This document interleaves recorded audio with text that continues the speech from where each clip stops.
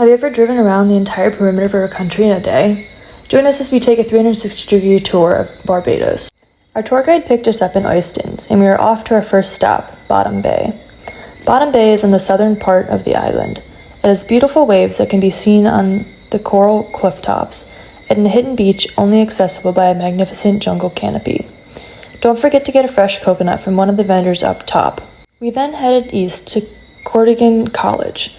Codrington College is high in the hills of St. John Parish, overlooking the Atlantic.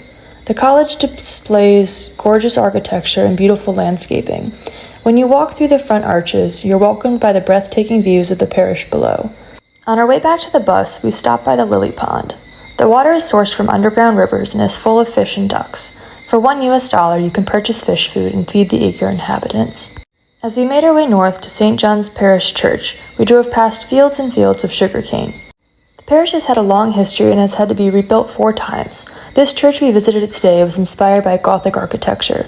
Around back, there's a graveyard with a magnificent panoramic view from Ragged Point in the east to Pico Tenerife in the north. On the road again, we passed multiple plantation homes on our way to Bathsheba Beach. Bathsheba Beach is the most famous beach on the east coast of the island, showcasing the coral boulders that broke away from ancient reefs thousands of years ago, and is home to yearly international surf competitions. Kiefer and I walked along the beaches in search of sea glass and found a plethora of other ocean trash.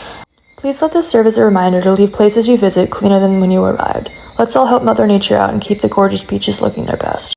As we continued north, we stopped at a viewpoint overlooking Bathsheba Beach, then headed off to Morgan Lewis Sugar Mill Windmill.